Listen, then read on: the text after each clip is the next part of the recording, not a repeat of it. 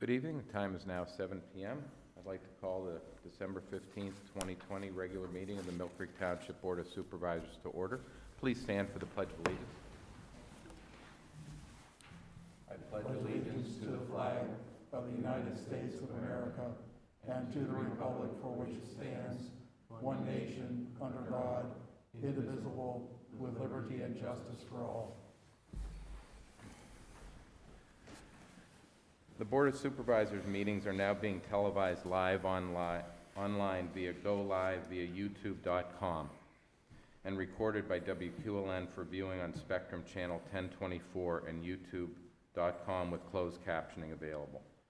Members of the public may attend in person in the General Assembly Room. However, total occupancy is limited to 25 persons and masks are required. Persons who wish to offer testimony at any hearing or to offer comments during the public comment portion of the meeting, but who do not wish to attend in person, may contact the Township Secretary, Cheryl Williams, at 814-833-1111 or at swilliams@millcreektownship.com no later than 24 hours before the scheduled meeting to make arrangements to participate via telephone. Next up, we'll take any public comment on agenda items other than development or rezoning applications. Okay, sir? Just a clarification. Okay. When you vote on these zoning reclassifications, is the public allowed to address at that time? Yes. Not until the end of the meeting? No, you can address at that particular time Thank you. concerning that particular zoning issue.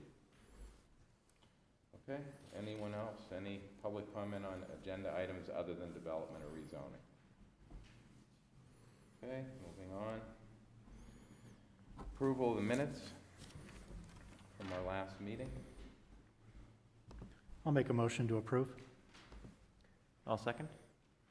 Mr. Olet? I vote yes. Mr. Morgan? I vote yes. And I vote yes. Approval of the bills. We have some bills to pay.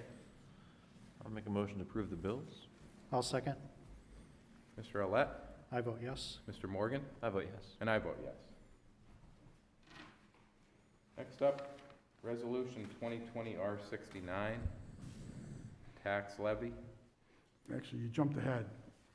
Oh, I did? Oh, I did. I missed a big one. Adoption of the 2021 budget. Let's do that first. Well, let's do that first. I knew it was Mark. I knew you were up. Okay, the preliminary budget was presented on November 24th, I think. And it was advertised, it was on display at the police department, it's on our website. And the final budget is largely unchanged from that preliminary budget. The preliminary budget showed an operating deficit in the general fund of $375,534.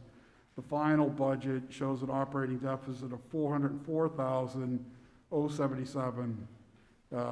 And those changes were the insurance program came in slightly higher than originally budgeted. I had originally anticipated a 10% increase. The actual increase came in at 12.1%, and that is due to a variety of factors, some of which are controllable and some of which are not. So we'll have to do a better job of controlling our loss experience. Also, too, there were some changes for website support for the township and for the parks program, civic rec program. Apparently, we must have prepaid those for 2020 and 2019. They were missing from the original preliminary budget. And the other change, although it doesn't affect the general fund, was for the sewer revenue fund. We got the final estimated numbers for the cost of treatment and transportation from the city, and they were higher than originally budgeted, so those changes have been reflected.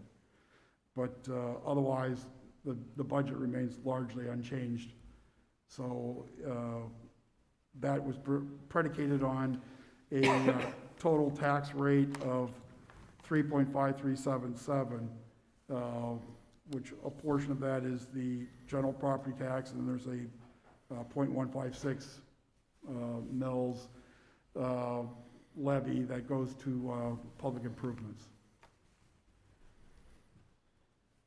Okay, Mark? So that's basically all I have to say about the budget. I don't know if there are any specific questions beyond that.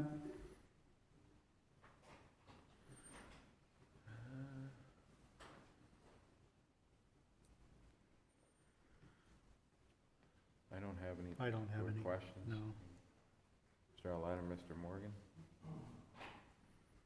No, no questions.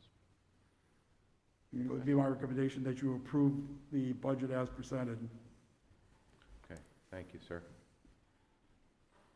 Okay, do I hear a motion on the adoption of the 2021 budget? I'll make a motion to approve the budget. And I will second. Mr. Alette? I vote yes. Mr. Morgan? I vote yes. And I vote yes. Next up is Resolution 2020-R69.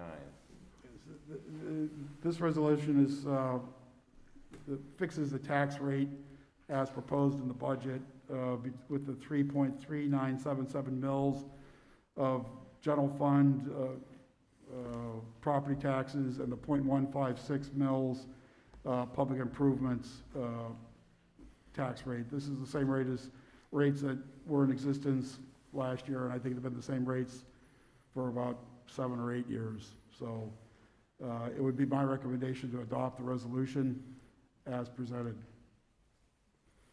Okay, any questions or comments on this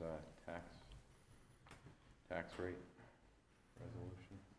I'll make a motion to approve resolution 2020-R69 for the tax levy to maintain tax levy at its 2020 levels. And I'll second. Mr. Alette? I vote yes. Mr. Morgan? I vote yes. And I vote yes. Okay, next up, bids and quotes. We have bids from Chief Height, Mill Creek Police Department for non-lethal OC spray. This is spray that the officers carry. It's issued per capita. Every officer carries it. And this is a replacement for the entire lot of OC spray due to the fact it's nearing its expiration date. There were 3 bids received. And let me go through here. One bid was from Markle Supply, $669.75.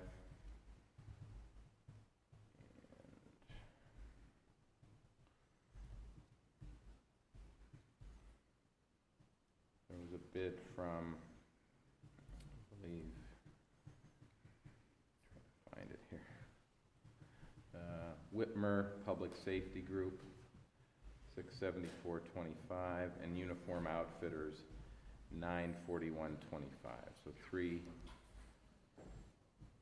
quotes were solicited, and approval is requested for the purchase of 75.75 ounce containers of aerosol MK6 level 2 OC spray from Markle Supply.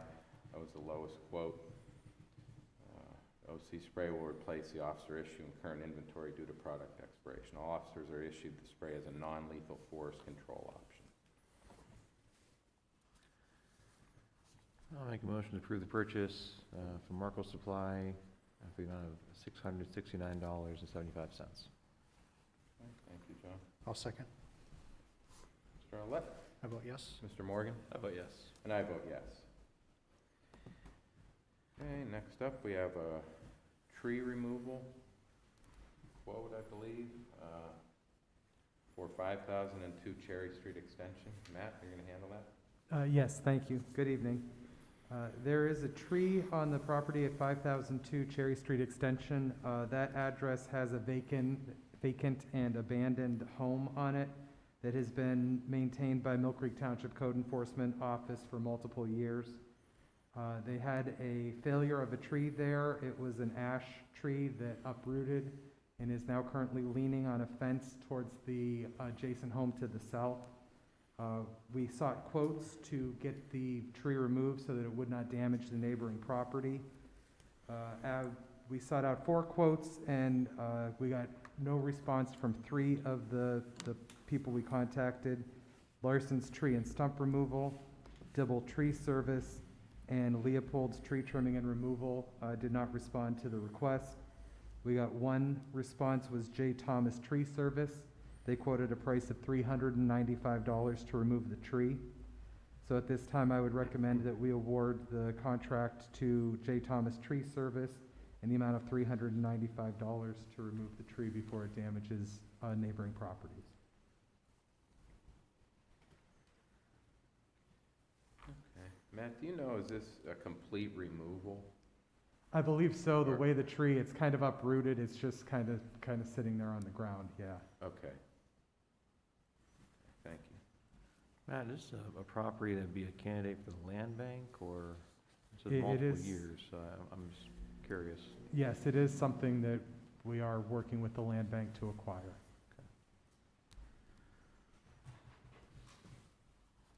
Okay. Do I hear a motion to approve tree removal from J. Thomas in the amount of $395?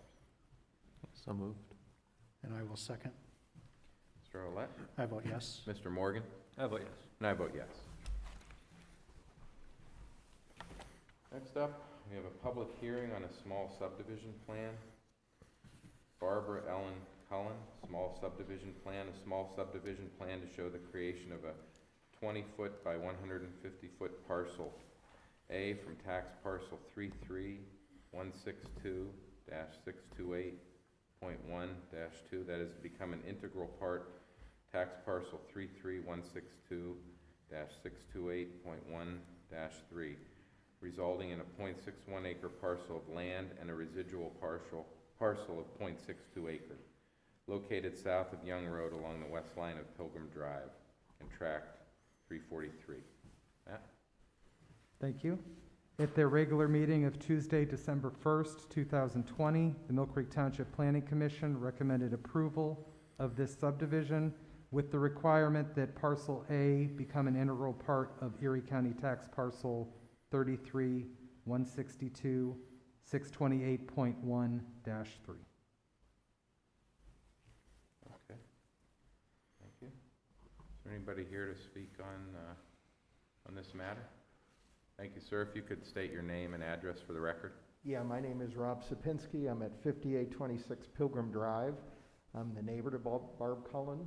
She was unable to attend tonight, but this is simple. I want to extend the house for a first floor bedroom and need to pick up 20 feet of lot, so she's selling me the 20 feet. Okay, sir. Any questions for him? I don't have Okay. any, no. Anybody here, anyone else here to speak on this small subdivision plan? Okay. Do I hear a motion to approve this plan? I'll make a motion to approve. I'll second. Mr. Olet? I vote yes. Mr. Morgan? I vote yes. And I vote yes. Okay, next up, Can I just interrupt? Can I ask, what is the next step then? Will I be hearing from the township about conveyance of the deed? If you contact the Township Planning Department tomorrow and ask for Matthew Puz, Puz, P-U-Z. Yep, he can guide you through. The supervisors will have to sign it, and then you'll have to take it to be recorded, but he can coordinate that with you. Okay, thank you. You're welcome. okay, next up, number 10 on our agenda. Public hearing on petitions requesting a change in zoning classification. First one is Rutkowski Family Limited Partnership for property located at 1226 Industrial Drive, now zoned resort commercial, asking for the parcel to be classified as I-1 light industrial, index 257-014, county index 33-33-189-4. Matt? Thank you. At their regular meeting of Tuesday, November 10th, 2020, the Mill Creek Township Planning Commission recommended approval of this rezoning. They did wish to make a suggestion to the board that they explore changing the future land use map as it reflects the corridor from between Sealinger Avenue and Peninsula Drive along 12th Street, from corridor commercial to corridor mixed use. That was their recommendation. Mr. Olding, is that recommendation just to reflect the potential rezoning of this parcel, or to look at the entire length of that stretch of 12th Street? It specifically needs to be done for this parcel, but they felt that that was probably a more accurate reflection of that corridor than the commercial. Okay, thank you. Okay. Is there anybody present to speak on this change in zoning? Thank you, sir. Charlie Rutkowski, 2609 West 12th Street, Erie, PA. Part of Rutkowski Family Land Partnership. And we're just using that piece of property. We actually have other pieces of building around there that we're using for, that's industrial, part of industrial sales manufacturing. We actually have four other buildings in the area. So we're just expanding our business and keeping it Mill Creek. Okay. Very good. Thank you, sir. Thank you. Anybody else here wish to speak on this matter? No? Okay. Do I hear a motion on this request? Just one question, Mr. Chairman. You have a question, John? Mr. Olding, were any concerns brought up by the Planning Commission on this rezoning?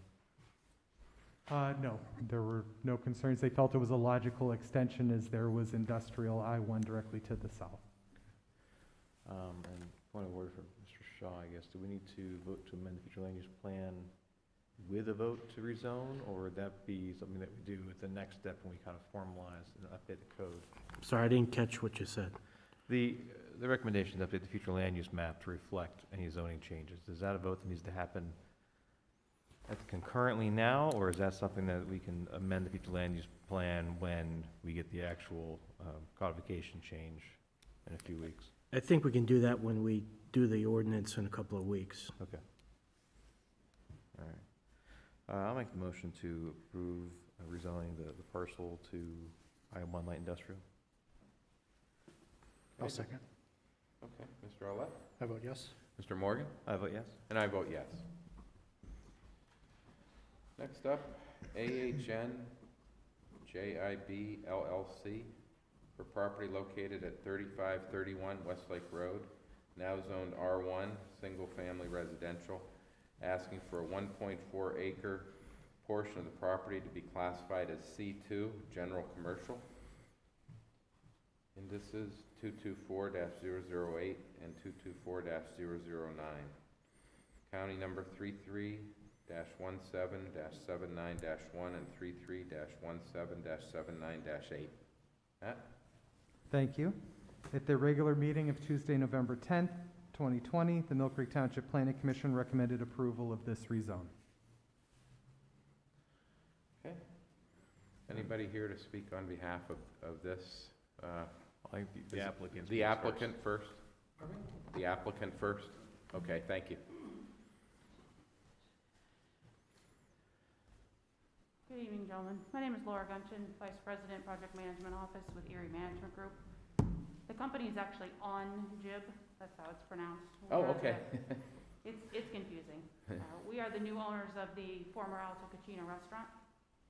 Currently, the property is zoned commercial in the frontmost portion and then residential non-conforming towards the end of the carriage house. Under the new comprehensive plan, it does have it rezoned as neighborhood mixed use, as that is not yet defined. The logical rezoning would be commercial. Okay.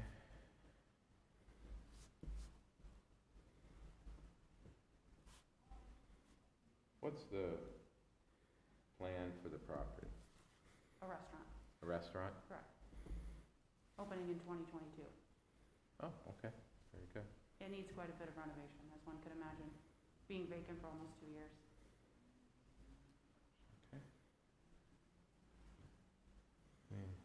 questions from the board? Mr. Aldinger, so for clarification, the zoning map I have in front of me, it appears to be two parcels. Is this actually one parcel we're dealing with? You're rezoning a portion of one parcel.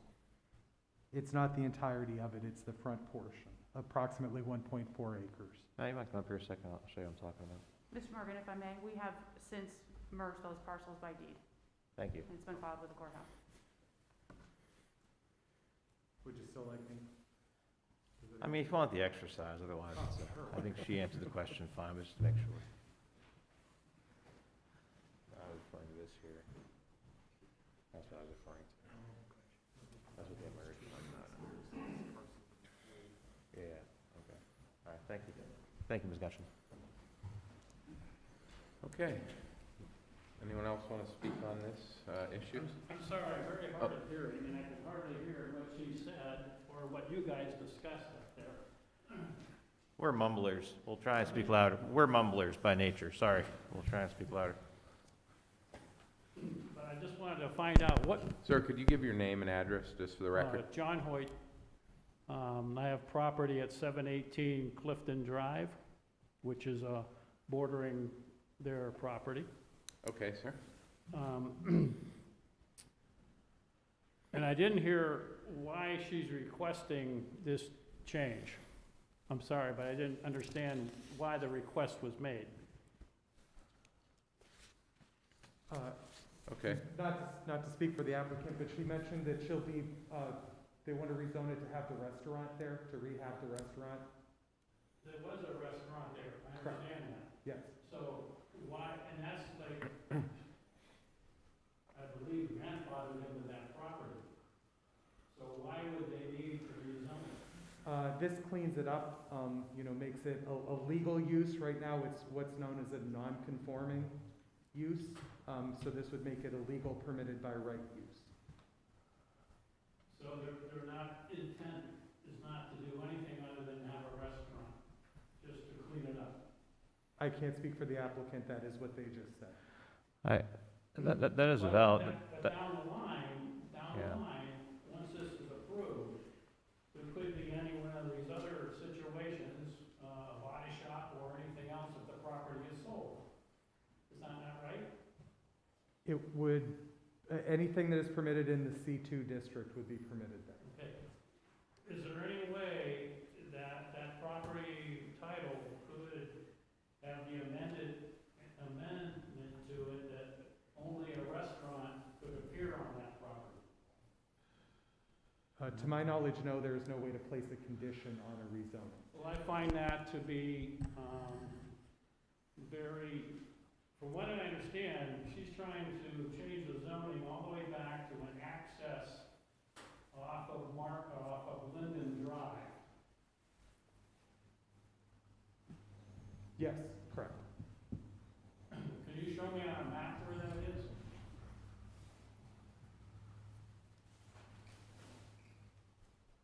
So the red is currently C2, the yellow is residential, and the dark line is where they want to change the C2.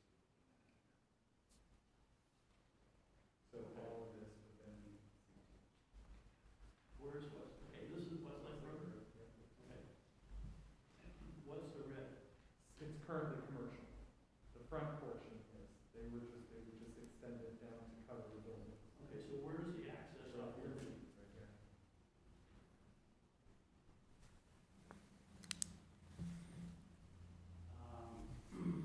And where's the restaurant currently located? Right here, kind of, the other map.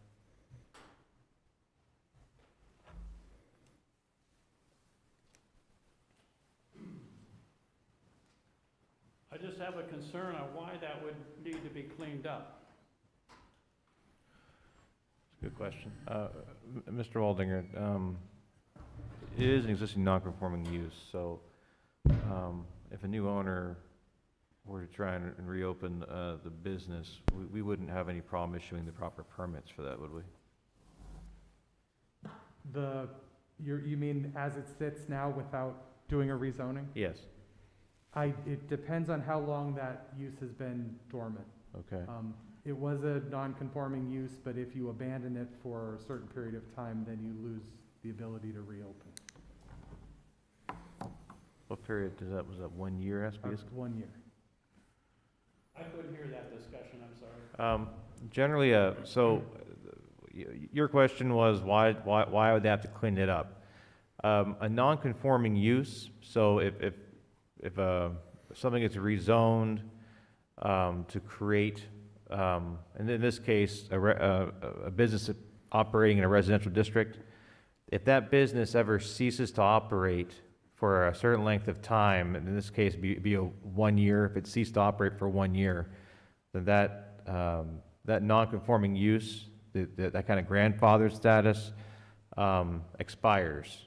And so they're not allowed to re-up that without a rezoning or a zoning hearing board variance. So that, Okay, so at that point, they could have it rezoned after the 1 year expired, if that ever happened to be I mean, the restaurant that's Right. there right now is not in use, and how long has that been not in use? well, that's what we're trying, I guess, sir, if you wouldn't mind stepping away from the podium, we can have the applicant come back and answer some questions. Okay.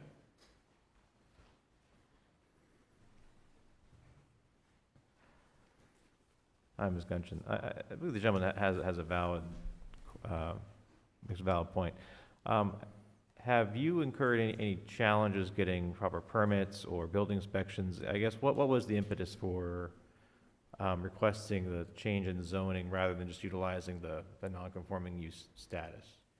Mr. Waldner, you can correct me if I'm wrong. My understanding is that we will face challenges in terms of the non-conforming use, not only for the abandonment clause, but also for the level of renovation that the building requires. There are restrictions as to how much renovation can happen under a non-conforming use. So I understand the gentleman's question, and I understand his point. My argument would be that through the comprehensive plan, there was time for comment. The comprehensive plan also has it rezoned as neighborhood mixed use. And being that that has not been further defined, C2 is obviously a natural progression forward. You do notice that it does stop at the end of the carriage house. During the planning commission hearing, there was another neighborhood individual that came and expressed concern that the back end, which is more green space, would be rezoned as commercial, and that is not the intent. Okay.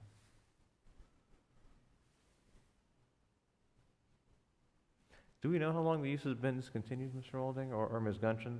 I'm trying to, I can't recall when the last business there closed down. Do you have an idea? November of 19, November of 19? correct. It went into bankruptcy in January of 20.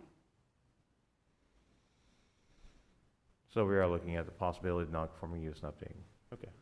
All right. So what part is, So this parcel line no longer exists as joint parcels, so this is only one parcel. okay, No longer zoning this portion here where the restaurant actually sits, that portion. so it does go down kind of a, Yeah, it's got a flag. okay, like a flag lot, okay. So that's why I was asking that, because this is no longer there. Right. Merged into, so it's like one parcel. But this front portion is currently commercial, Expand that down. okay, and keep the, okay, yeah. Okay, thanks. Mr. Morgan, if I could, the specific language of the code says, if such nonconforming use of the lot ceases or is discontinued for any reason for a period of more than 12 months, it shall be presumed that the nonconforming use has been abandoned, and any subsequent use of such lot shall conform to the regulations established in this chapter for the zoning district in which the lot is located. So it creates a presumption that that's been abandoned. That might be a presumption that could be rebutted, but again, you'd have to go through that process, and I suspect the easier method would be to simply see if they can get the zoning changed rather than go through that argument and risk losing.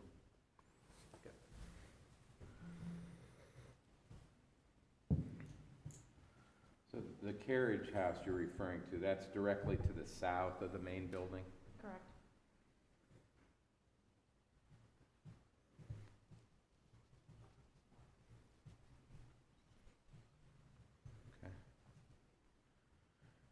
questions, comments? I couldn't hear everything that was discussed there, so could someone to recap that for me? What was discussed is that the previous restaurant that operated there, their operations discontinued in November of 2019. So it's So been, that's over the 1-year period. right, so their grandfather status has expired. So in order for them to reopen a restaurant at that location, it would require either a rezoning of the property or some form of a variance being granted by the Zoning Hearing Appeals Board. Or what? I didn't hear the or what. A variance from the Zoning Hearing Board. So those are the only two options for them to reopen a restaurant at that location. The grandfather status has expired. So a variance could be applied. Is that right? Did you say a variance by the zoning board could be applied? Well, in any instance where it's a zoning related issue, typically, a rezoning is preferred, so you have consistency with your comprehensive plan. And if a zoning appeal is denied, or if a zoning request is denied, then an applicant can appeal an issue to the zoning hearing board for relief. For a restaurant use, correct? That is, yeah, I mean, that's an And option that for, would, that would only allow a restaurant to be there, is that right? yes. Okay. Yeah. So it's up to you guys to decide what should be done, right? That's true. Okay. That's why we're here. Well, gentlemen, I worked with Mr. Waldinger on the update to the comprehensive plan. And we actually, we discussed this parcel specifically at that time. And one of the things we talked about was that it is an existing, well, when we were working on the plan back in what, Matt, 2018? Yes. It was an existing business. There's existing businesses all up and down Westlake Road. And working with the Planning Commission, we did determine that certain limited commercial uses and what we called the mixed-use district were appropriate in that area, and that parcel, when we looked at it, and other parcels along that corridor, if there were existing businesses there that were just in residential districts because of the hodgepodge nature of our zoning, that would make sense to have some consistency there. Now, to the gentleman's concern about it being a C2 use, we did acknowledge that certain commercial uses would not be appropriate in that location. So we suggested a new zoning district, as Ms. Gunsham mentioned, the neighborhood mixed-use district, which would limit that to restaurants, small corner stores, offices, that sort of thing. And as you're aware, we're currently updating the zoning ordinance. That I believe it's supposed to be completed this summer, hopefully, Matt, is the By final the summer, update. yes. Yeah. And as you gentlemen have seen those preliminary recommendations, it would include this area being more of a low-impact mixed-use district that wouldn't allow such things as auto body repair shops and those sorts of more noxious uses. So that is the background of the comp plan and what Ms. Gunsham is referring to when she says the land use map calls for this section of that parcel, that an appropriate reuse of that would be to zone it in this mixed-use zoning district. So that's, and in the meantime, what we've been doing, since we don't have that district in existence, the Planning Commission and Matt have basically been looking at granting the next closest thing we can in the current zoning ordinance to allow those uses. So in this case, it would be C2. Okay. Matt, I can't recall, are restaurants permitted in C1? No, they are not. In our current C1, no, you cannot have a eating and drinking establishment.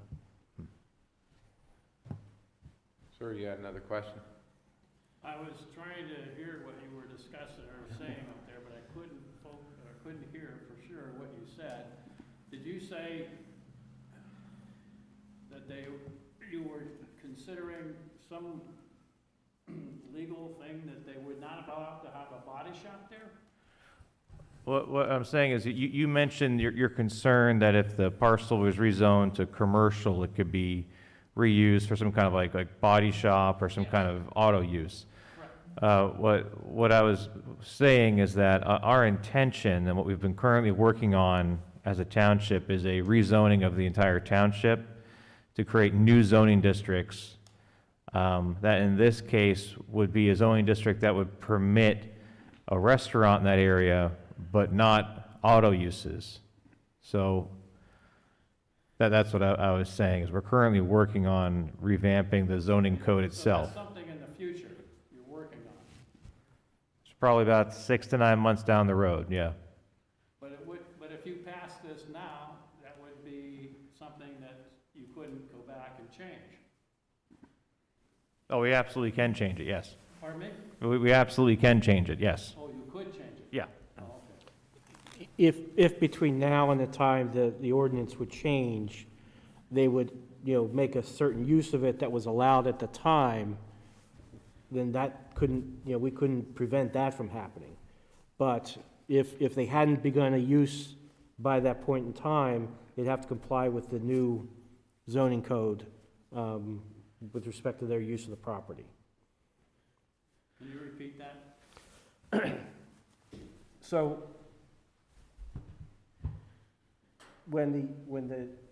assuming the supervisors would grant this, so that would mean that the property owner could use that as a C2 up until the point where a new ordinance would be passed.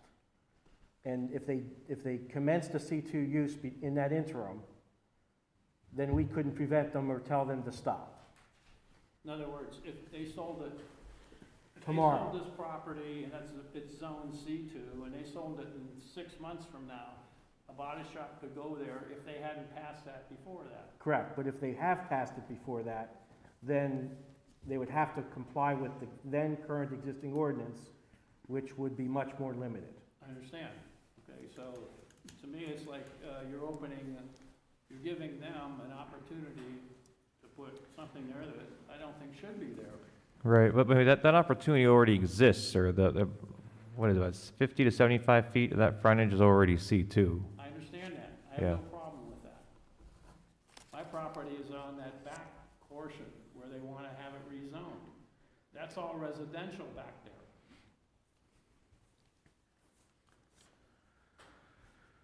You said the intent is to open a restaurant in 2022? Correct. Have renovations We have started. commenced there? Yes, we've started the abatement process. We've started some selective interior demolition. Yes. Okay, what else is gonna be done there? We're talking a $3 to $4 million project for renovation. Is the entire building gonna be demolished and start from scratch, or? That is a potential. Okay, It I'm all just depends curious. on the structure itself. As we get further into it, we'll determine how the structure is at this point.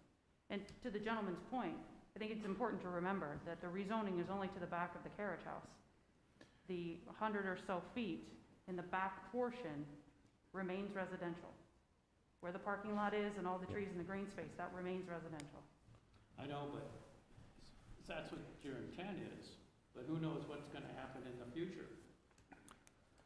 Matt, what's the dimension of the residue there to the south? I don't have a map that You- shows the you full say it's extent 100 of feet? it here. I can try and I'm determine just that. curious what the, It is quite large. 75 or so parking spaces. All of that remains in the residential portion, plus green space. And the property travels south all the way to, I think, 718, 725 Linden, and then there's a small access path back there. All of that remains residential.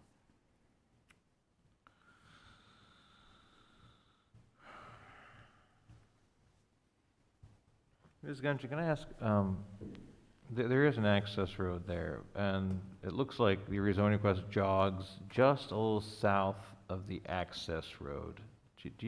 There are two access roads. There's one that's actually an exit of the parking lot that is required because the main drive is one way off of Westlake Road. So fire code does require that secondary access. And then at the southernmost portion of the parcel, there is a very small path that at one point did not have hedge overgrowth on it, that is actually access as well. My request would be to move, take the, put a smaller portion of that rezoning and push it back to where those buildings are, and not have it go all the way further back. That line is not arbitrary. That line is consistent with the comprehensive plan. That's the reason the line was chosen. And to the gentleman's question, the line is immediately following the carriage house. All of the parking lot, all of the green space, all of the trees remain residential. I think we're saying the same thing and we're just not jiving. Sir, I apologize. Your name is Hoyt? Pardon me? Your name's Hoyt? Yes, Okay. So, John? yes. All right, yeah, I'm looking at the rezoning. You want to come over here and I can show you something?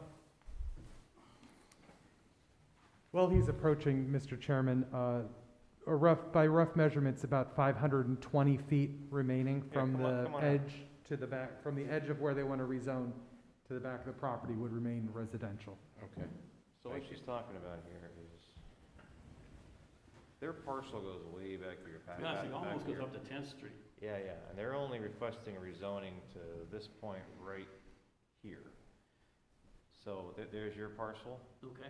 So they're requesting just past your parcel line. Now Okay, here- I thought, well, that parking lot goes all the way back. I thought she was requesting all that parking area. Nope, just right here, just probably, what, 20 feet maybe past your parcel, or your property line. Okay. And the other rule we have is any development in a commercial district has to have a setback anyway. So even if they rezone to here, they can't build anything past, I believe, like this point, if they were to actually. What is that, 15 feet? No, it's maybe, it's I'm sorry, it's a 40-foot, is it a 40-foot buffer, Yes. Matt? Okay. So if they were to put any kind of significant structure in here or redevelopment of the property, they'd be required to have a 40-foot setback and put a green strip buffer between it. Okay. So there'd be at least so if that's what your concern is, they're only rezoning to here, and then they still have about a 40-foot by our zoning code. They can't build anything close than the 40 feet to the property line. Okay. And then if they do build something, they have to put some kind of a green buffer system there to That block. explains, that helps me a lot. Is that okay? Yes. All right. Thank you, sir. Okay. Thank you. Thank you. Okay, anyone else wish to speak on this change in zoning request?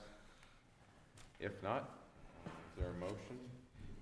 Well, Mr. Chairman, I think the applicant is certainly requesting the minimum amount necessary for their project. It is consistent with our comprehensive plan. So I would make a motion to approve the request to rezone from R1 single family to C2 general commercial with the restrictions noted in the request of how far that rezoning line goes.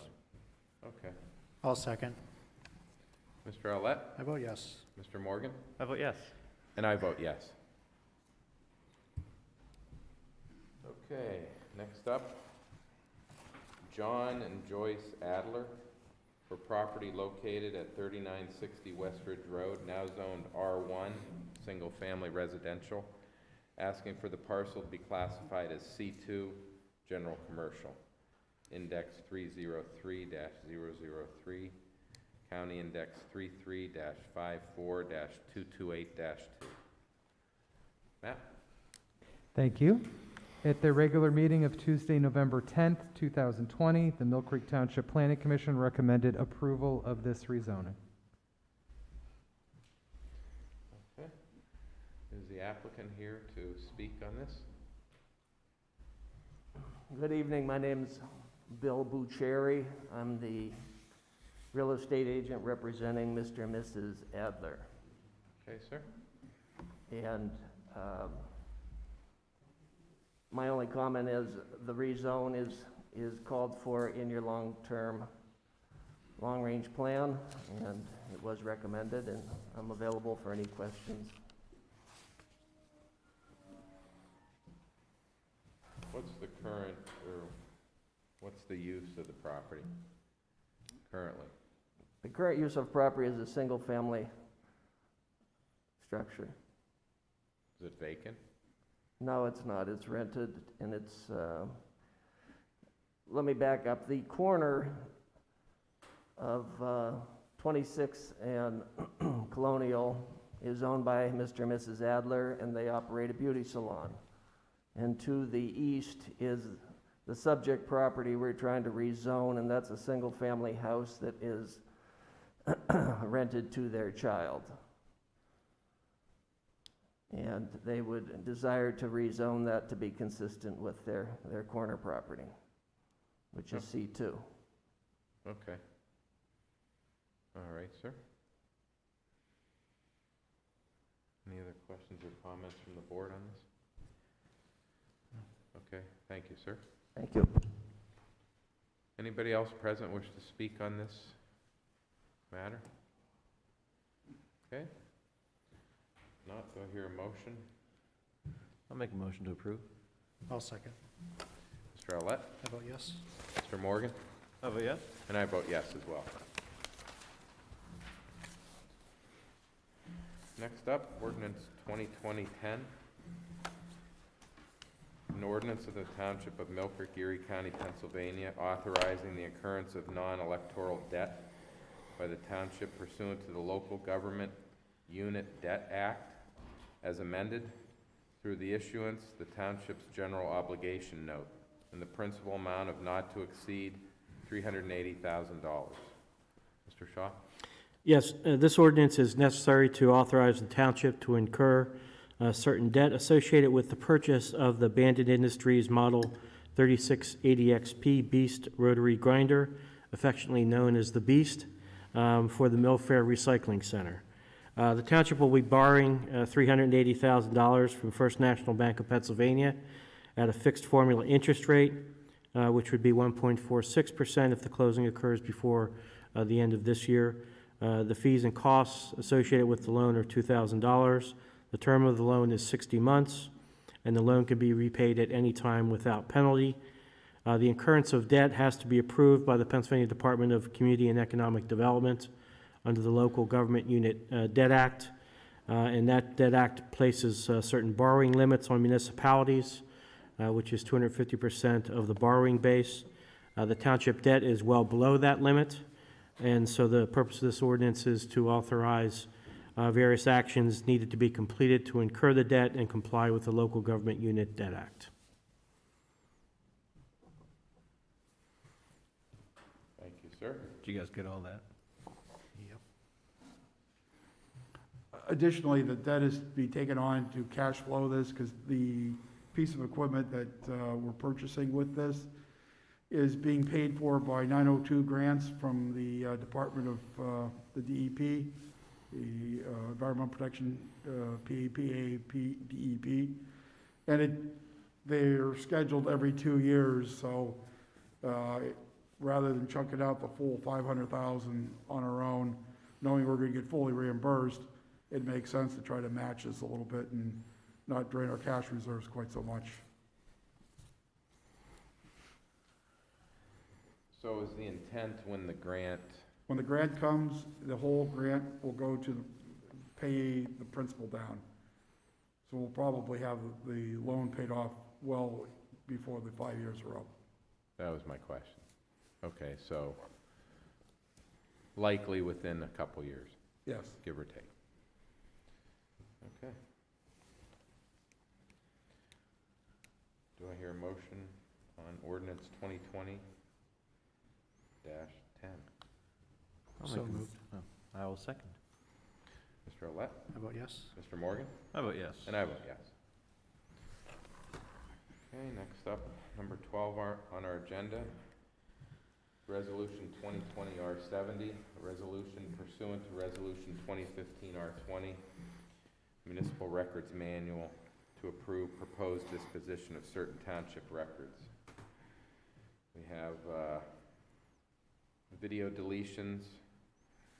It's Mill Creek Police Department dash cam videos between the dates of 12/16/2020 and January 4th of 2021, due to the end of their retention period. This is a standard action we take nearly every meeting for this. I'll put that in the form of a motion. I'll second. Mr. Arlett? I vote yes. Mr. Morgan? I vote yes. And I vote yes. Next up, number 13 on our agenda, Resolution 2020-R71, a resolution amending Resolution 2020-R54 to extend the disaster emergency declaration within Mill Creek Township regarding COVID-19, and amending Resolutions 2020-R37, 2020-R42, 2020-R54, and 2020-R67 to update and modify various township COVID-19 policies. Mr. Shaw? Yes, there are two components to this resolution. First, the resolution extends the township's declaration of a disaster emergency under Section 7501 of the Pennsylvania Emergency Management Services Code in order to reduce the severity of impact of COVID-19 and to protect the health, safety, and welfare of affected residents in Mill Creek Township. The township's declaration, which expires today, is being extended until February 23rd, 2021, to essentially mirror the governor's recent extension of the statewide emergency declaration. The declaration enables the township to take any necessary emergency actions and affords the township access to any funding that may become available for COVID-related costs. The second component of this resolution is to update the township's policies relating to COVID-19 as a result of additional orders and guidance from the governor, the Pennsylvania Department of Health, and the CDC. First, we're proposing to amend the travel policy of the township to make clear that the order amending the state's travel order to allow residents to travel out of state without quarantining so long as they return 24 hours is included within the township policy. In addition, we have also included both the original order and the amended order as attachments to the township policy. And second, we propose amending the township's policy for procedures for probable or confirmed COVID-19 cases to incorporate recent CDC and state guidance on quarantining. Under the amended state and CDC guidances in this policy, the 14-day quarantine period may be reduced to 10 days without testing if no symptoms have been experienced since the last close contact, or be reduced to 7 days since the last close contact if a test is performed on day 5 or later since that last close contact and the test is negative and the person remains asymptomatic. Prior to this, there had simply been a 14-day quarantine period. Okay. Thank you, sir. Is there a motion on Resolution 2020-R71? I'll make a motion to approve. I'll second. Mr. Arlett? I vote yes. Mr. Morgan? I vote yes. And I vote no. Next up, snow plowing agreement. Mr. Shaw, Indigo Run. Yep, this is the annual snowplow agreement with the residents of Indigo Drive, which is a private street located in Whispering Woods.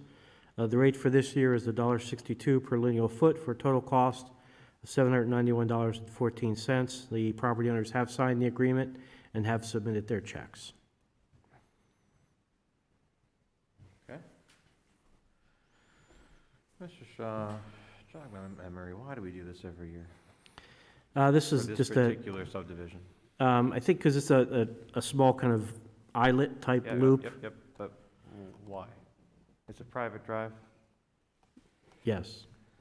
It's a private road. Was there and- some history to this development that obligated us to give them very discounted plowing service for a private drive?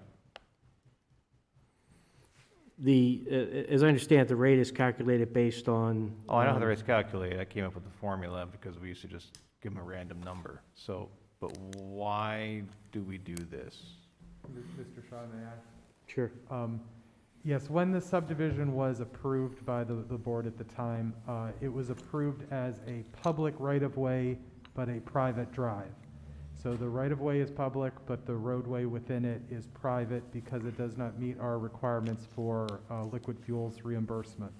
And so at that time, the board established the procedure where the residents along that stretch were responsible for plowing and maintenance of just that portion in front of their homes. Are there any other thoroughfares in the township that mirror this and as far as our This plowing is, agreements? or- no, this is a unique situation. This is one of a kind. Okay. I understand this was done in some, I'm assuming well-meaning methodology when this subdivision was built.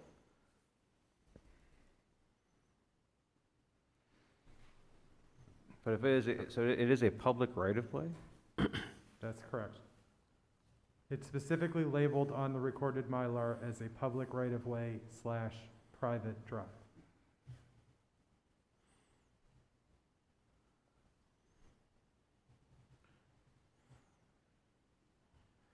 Learn something new every day. Yeah. I think, do you think 2020 is a good year to stop doing this? And just plow the street?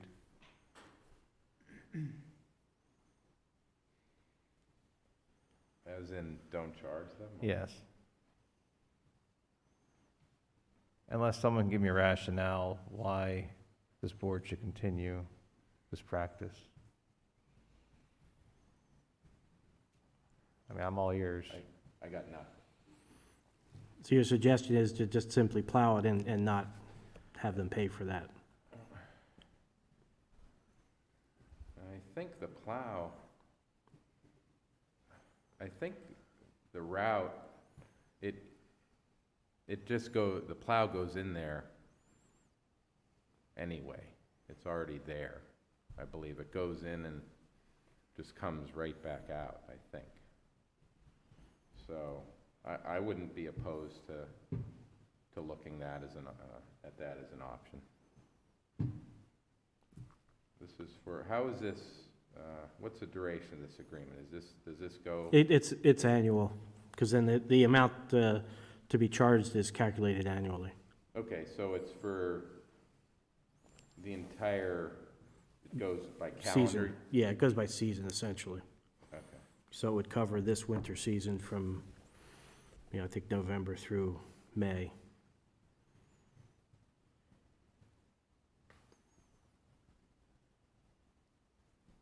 This is the first time it's really struck me that it's actually a public right. I'm sure it's been mentioned before, but it's a public right-of-way. Mm-hmm. I'm sure the property owners wouldn't object. We appreciate contributions, but so does the Salvation Army. They could give that to anybody else. So this is what, 700 and, Yeah, there's 4 property owners. They each submit a 1/4 of the total. the total 791? Yes, Or is that their portion? that's a No, I total, see that's a total for this year. I see the checks. Okay, well. Are you making a motion to? I just, I've often wondered about this thing, and we've got a completely brand-new board now with Mr. Ouellette on the board, and no ties to the past right now, so it seems like a wonky thing, seems like an old-school Mill Creeky kind of thing that probably doesn't need to keep happening, that's all. I understand that. I do. Well, the only thing that might, granted, this is a hugely small amount, but the fact of the matter is, we get county aid through liquid fuels, which pays for salt, which is being put on a non-liquid fuels road. I would concur with that and say it has merit, but I can tell you, we found little knobs and nudges of pavement all over this township that we pave that do not qualify for county aid. Yeah, they do exist. That we yeah. pave and plow that don't qualify. And we don't bill the adjacent property owners for it. Well, otherwise, I would say that makes sense, but and I think that was the argument. But in the time we've been here, we've mapped every street and toured every road and found nubs all over this township that don't qualify for, that PennDOT won't reimburse us for, and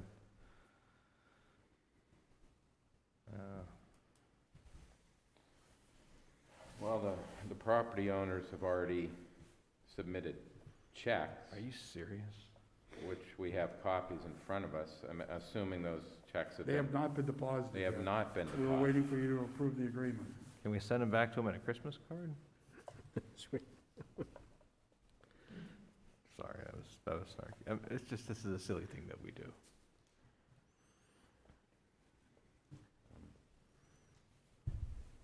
Put something before us.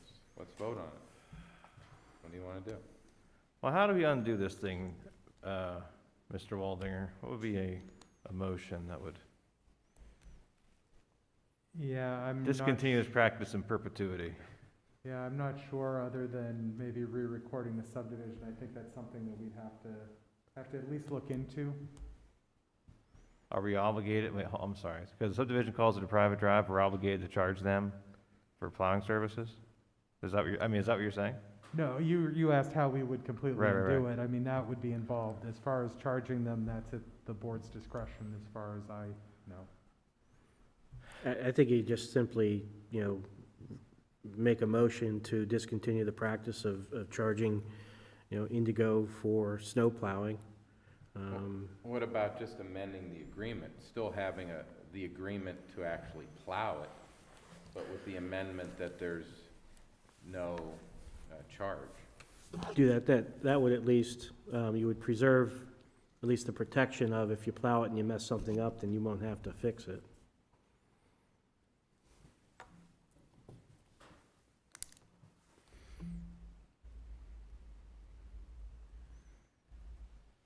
We could also approve this agreement as written and revisit it for the next plowing season.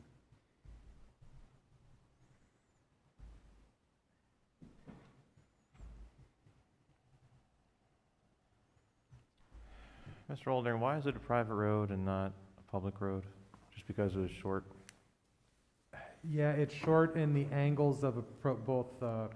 Yeah, the approaches. developer tried to pull a fast one to get more parcels in there, right? Correct, yes. They wanted additional building lots, so they did a little Right. higher out. And the board at the time, instead of denying the development, came up with some wonky solution to create a private drive that we plow. Seems to be the case, yes.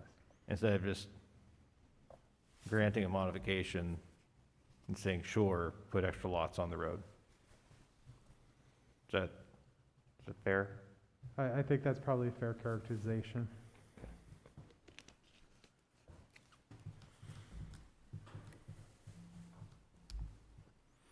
I know this is a very extended conversation, over $800. I apologize.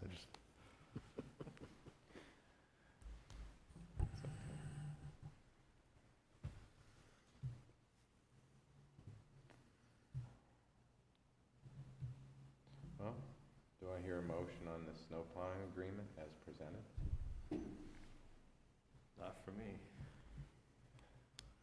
After all that? I'm not making a motion on this thing. You kidding me? Okay. Mr. Arlett? What are your thoughts? Well, I think until we can nail this down officially and legally, that we follow through with the set rate for the year for these residents and move forward. We want to change it, we'll change it in the upcoming year. That's my motion. Okay. You're making a motion to approve the snow plowing agreement as presented? Yes. I'll second that. Mr. Olet, I vote yes. Mr. Morgan, Man, it's rare that I'm the one being generous on this board. I'm gonna vote no. I will vote yes. All right, so Indigo Run is buttoned up at least for one more winner. Next up, Open Edge Card Processing Agreement. Now, this is something I really want to talk about for an hour. This is, We probably could if you want to get into all the details of PCI. You realize we're losing people here. We only have one dedicated resident. I'm just filibustering because Rick wants People to are- yell at us. I'm People are just dropping like filibustering for flies Rick. out there, John. Okay.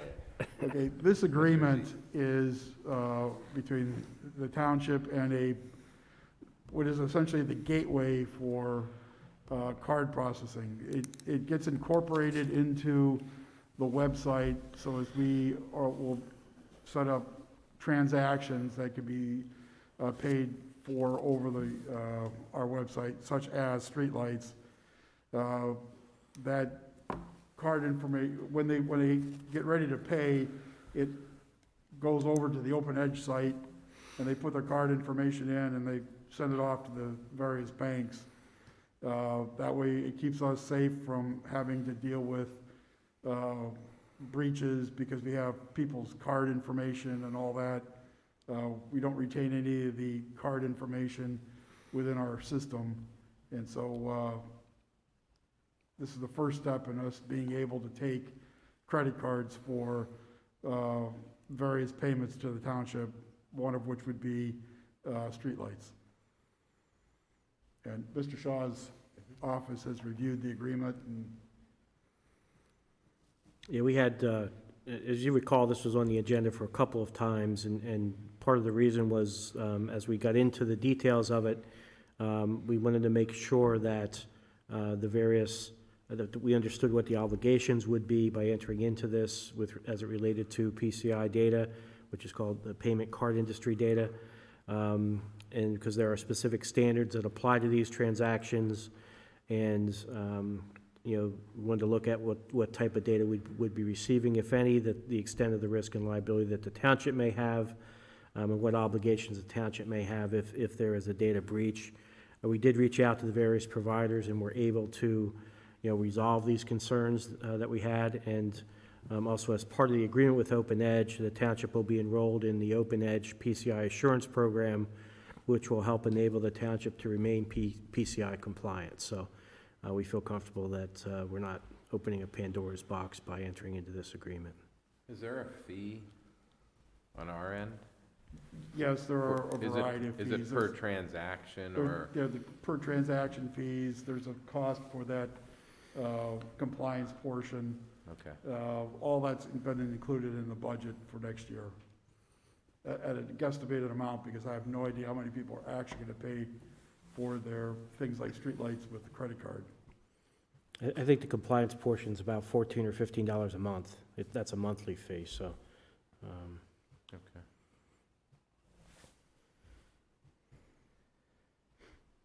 Okay, so the main reason for this was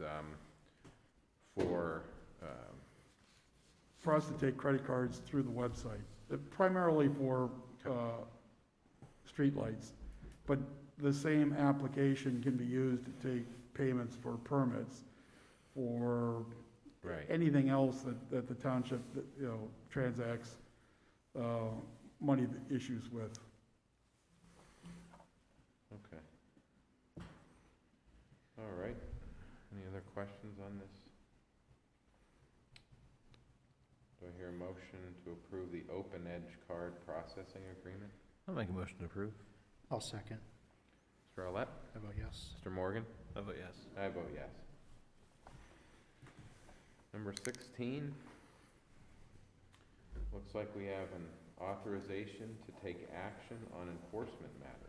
Are there any specific enforcement matters, or just Yes, we have blanket? you two guys want- specific matters that we would like your approval to proceed to file an action in the Court of Common Pleas. First property is 302 Greenhurst Drive. As you're aware, the Office of Code Enforcement has had numerous interactions with this property over the last couple of years. Currently, there's an accumulation of trash and debris in the backyard, high grass and weeds, an above-ground pool that poses a safety hazard, a disabled vehicle in the driveway, and miscellaneous other issues. Notice of violations have been issued. The property has not been cleaned up. There is currently a pending before the DJ's office, a matter on the fines associated with that, but the DJ's office doesn't have the power to order, things be cleaned up or give us the authority to do so. As of this meeting, those issues with that property still have not been corrected, and so we would be seeking your authorization to file a complaint in the Erie Court of Common Pleas, seeking declaratory relief that property is a nuisance and ordering the owners to clean up the property, and that if they fail to do so, the township would be authorized to go in and clean up that property and assess them costs and fees associated with that. Probably take these separately. Okay, so the first one is just for the Greenhurst. Yes, 302 Greenhurst Drive. I'll make a motion to authorize that action. I'll second. Mr. Olet? I vote yes. Mr. Morgan? I vote yes. And I vote yes. The second one? The second property is at 2710 Pittsburgh Avenue. Office of Code Enforcement has also had previous involvement with this property.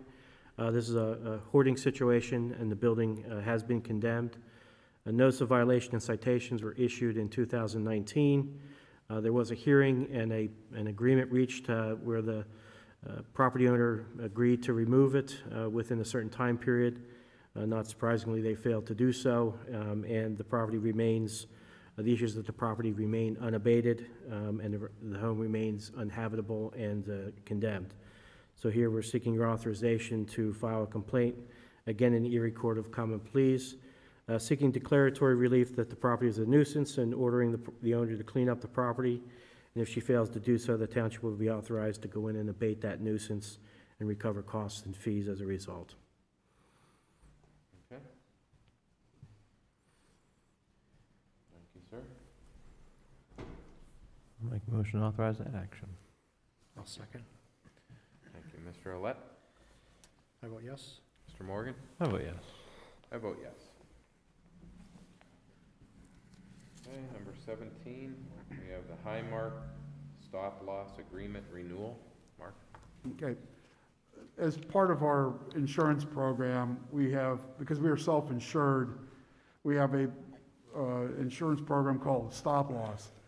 And what this does is it caps the exposure for the township to $105,000 for any one person's annual cost.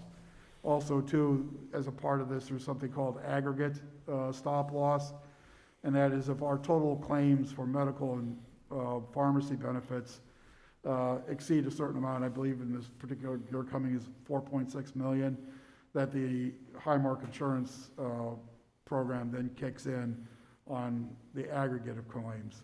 We routinely end up with several, 3 or 4 every year of the individual $105,000 stop loss claims being met. The aggregate we generally don't hit, but God help us if we ever did. At least this way we've got some sort of top end coverage if it ever got to that point. So this is a renewal. There's a rate increase associated with it. That was incorporated in the cost in the budget that was previously approved. And so at this point, what we're asking for is approval to sign the agreement, and it has been reviewed by our solicitor. Yeah, the agreement's fairly standard form with the standard conditions. Okay, thank you.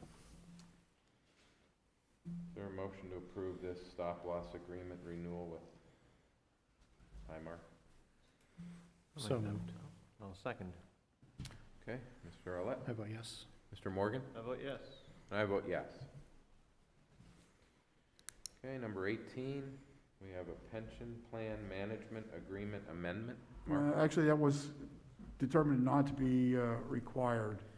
Oh, okay. We were not sure. There's a fee change for distributing checks from the pension plan. And we obtained the latest custodial agreement. It was reviewed by the solicitor's office, and it was determined that the bank was entitled to reasonable fees, and so therefore, all we need to do is acknowledge the reasonableness of the fees. Yeah, the agreement itself was self-effectuating in terms of the fees, so Okay. there wasn't a need to amend it or redo the agreement. Okay. All right. Moving on, financial security release and reduction request. The first one is from Erie's Manufacturing Company. Erie's Manufacturing Company is a developer. Matt? Yes, thank you.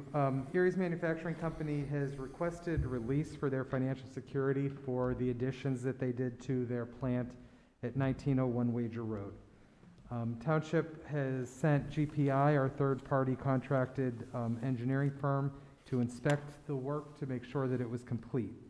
Unfortunately, part of their stormwater management plan is to do an irrigation system where they take rainwater that they collect and irrigate portions of the property to recycle the groundwater. At the time that they called for inspection, they had already winterized the irrigation system, so it was not able to be inspected as a functioning system and known to be functioning. So at this time, the township cannot fully release their security for this development. There is in front of you an engineer certification from Ann Sokol, the township engineer, recommending that we deny the release, but that we do a reduction. We can reduce their letter of credit, which currently stands at $174,546, down to its 10% amount of $17,454.60. That would be more than enough to take care of the irrigation system if there was a problem to arise. So at this time, and upon recommendation of Ann Sokol, I recommend that the board reduce the HSBC letter of credit number SDMTN 576264 in the amount of $157,091.40 reduction to a new amount of $17,454.60. Mr. Aldinger, does Erie's have to resubmit, that's another financial security release in the spring after the irrigation system is Yes, inspected, or do we automatically re-inspect? yeah, once the system's operating and we can witness the fact and make sure that it's operating as planned, then they can ask for a release of the remaining funds. Okay, that answered my question there. Okay.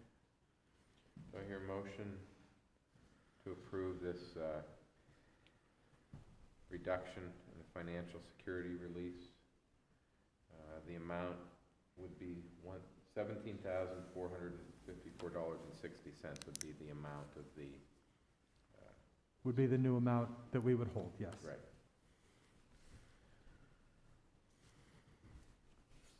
So moved. Okay, do I hear a second? I'll second. Mr. Allett?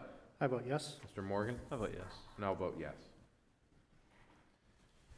And we have another one, Whispering Woods 7B, Special Properties, Inc. Yes, this is a request from Special Properties to reduce the security held for Whispering Woods Phase 7B. The original amount of the security was $527,100. The current amount that we hold after previous reductions is $159,066.60. They have completed additional work. It's been inspected by the township. And so we are now recommending a reduction of $98,786.60 to a new amount of $60,280. There is, again, an engineer certification from Ann Sokol in front of you. So at this time, I'd recommend that the board reduce Northwest Bank letter of credit number 830-500-4031 from $159,066.60 to a new amount of $60,280. Thank you. Is there a motion to approve this financial security reduction for Whispering Woods to the amount of $60,280 as stated? I'll make that motion. Okay, do I hear a second? I'll second. Mr. Olet, I vote yes. Mr. Morgan, How about yes? and I'll vote yes. Okay, on to communications. Treasurer Communications, Yes. EE Dental. Yeah, this is I think the third renewal of this, and once again, I disagree with it, but by the same token, we would probably end up with labor grievances, because the expectation is that all the cost for the dental program is absorbed by the township.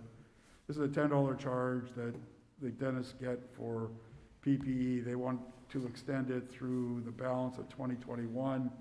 There were previous extensions or initial implementation through June 30th, and it was subsequently extended to, I think, September 30th, and through the end of the year. Now they will go through all of 2021. The cost is not ultimately all that great. I just don't see where the PPE standards have really changed for dentists since AIDS epidemic in the 1990s, or why they don't just put it in their rate, one or the other. But because we have to opt in, I would need approval to allow us to opt in for the $10 charge for PPE through 2021. Okay, so the action we take tonight will cover us for the entire next year. Entire next year. Yeah, it's my recommendation that we do that simply because we don't want the labor hassle. I think we've taken, like you said, what, two There's been prior? at least 2 or 3 votes on this already. Yeah. Okay. Is there a motion to approve this, and it's with PPE Dental? No, it's with BAI. It's part of Oh, the BAI. insurance payments to the Benefits. dentists. So this is something we do quarterly? You said we should do it 3 times. We've done a couple extensions. This is a new charge for this, that started this Because year of with COVID. COVID. Uh-huh. They first implemented the PPE surcharge, I think through June 30th was the initial one. Okay, so they keep extending it. Yes. It's not like, okay, all right. Yeah, I'll make a motion to approve. And I'll second. Mr. Olet, I vote yes. Mr. Morgan, How about yes? and I'll vote yes. Okay, we have a hiring request. I'll handle this one, Mr. You Chairman. wanna handle this? It's from Diane Lyons. Yeah, gentlemen, as you're aware, we have a retirement pretty imminent in the administrative department. So this request is from Diane Lyons to hire Tammy Way as our next accounts payable coordinator. Ms. Way comes to Milford Township with over 15 years of accounting experience and was most recently employed with the Erie County Convention Center Authority as a staff accountant. Her rate with contracted rate of $20.04 per hour. Ms. Lyons requesting that Ms. Way's start date, Today. is it today or is it tomorrow? Tomorrow. Huh? Tomorrow. Tomorrow would be December 16th. Gentlemen, the one caveat I want to mention to you guys is we typically do not have overlap in employment. So typically we wait till an employee has left the township before bringing a replacement in. In this instance, I know Mr. Krzewski and Ms. Page, our assistant treasurer, would appreciate being able to have some overlap for some training opportunities. Also, as is practice, our retirees often take vacations at the end of their careers. So there will be some downtime in which our current payroll coordinator will not be in the office, and they would like to have staff available during that time. So Mr. Krzewski presented an amendment to the budget to go along with this request, because it will require an additional $2,075.68 in expenses to have 2 accounts payable clerks under our employee for about 19 days. That would come out of their operating supplies line to shift into the various employee-related lines. I don't know if you have any further questions, Mr. Zuchewski can answer them for you, but that would be the 2 actions that would be required to bring Ms. Way on board would be approval of her hire and then approval of this operating budget amendment. Okay. Yeah, that makes sense to me. Yeah, Sue's last day at the township will be on the 23rd of December. She's taking vacation time up to her retirement date. So that just reduces the amount that she would be paid for unused vacation anyhow. Okay. All right. Is there, we'll do the first one then. Is there a motion to approve the hiring of Tammy Way as the new accounts payable coordinator? I'll make that motion. I'll second. Mr. Arlett? I vote yes. Mr. Morgan? Oh, yes. And I vote yes as well. And then the second, Maybe an operating budget amendment, I believe we own a copy of it. Which shifts. Basically, it's a line item shift of $2,075.68 from materials and supplies operations line to cover various amounts for wages, FICA, and workers' comp insurance. okay. Is there a motion to approve the budget amendment for this, for the overlap in for the accounts payable coordinator position? I'll make that motion. I'll second. Mr. Arlett? I vote yes. Mr. Morgan? How about yes? And I vote yes. Okay, executive sessions were held here on December 3rd and December 10th, 2020. Solicitor communications, Mr. Shaw, you have some additional. Yes, I do have one item that I would like to get the supervisor's approval on.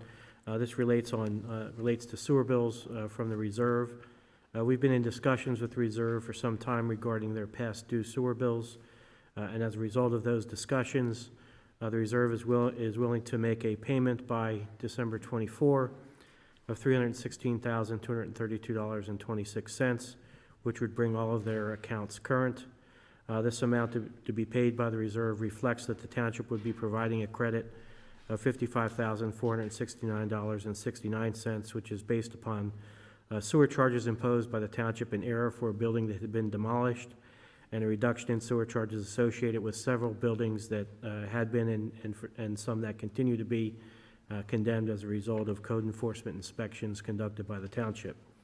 I'm asking for your approval to enter into a settlement agreement with the reserve under which the township would give that credit, and that the reserve would make that payment on or before December 24th, and that if they fail to do so by December 24th, the township would proceed to file liens with respect to those unpaid accounts before the end of the year in an amount only taking the credit for the billing error and not for the other aspects, and that the parties would exchange mutual releases relating to those bills. You have it before you, a draft of the agreement. It's still being reviewed by the folks at the reserve, but I would like you to authorize the chair to sign this agreement subject to my recommendation and representation that it meets the terms that would be approved at this meeting. Thank you, sir. Is there a motion to approve this settlement agreement with Granada Apartment Holdings LLC and authorize the chair to sign the document? I'll make that motion. The settlement amount is $316,232.26. Thank you, Mr. Arlett. Is there a second? I'll second. Mr. Arlett? I vote yes. Mr. Morgan? I vote yes. And I vote yes. Okay, anything further for communication? That's all I have. Citizens to be heard? Any citizens wish to be heard? Okay. Hearing none. Looks like we've come to the adjournment portion of our meeting. I'm trying to think something else to talk about, but I can't. Nothing comes to mind. Want to see some Christmas carols? Wish the folks Merry Christmas, and this is our last meeting of 2020. Yes, it is. Kind of sad, but Not really. we'll start up again in January, so won't be too bad. We'll get through it. Do we need to make a motion to wish everyone Merry Christmas and Happy Holidays, or we just do that? Certainly. I heard it's going to be a green Christmas, but some people don't like that. They like the snow, but. All right. I think the staff is eager to go home. I guess we can adjourn. I'll make Okay. a motion. Do I hear a second? I'll second. Okay, we are adjourned exactly at 8:30 PM. Thank you. Mr. Griffiths, do you want to stick around and chat, or? Yes, please. Okay. I'll be back.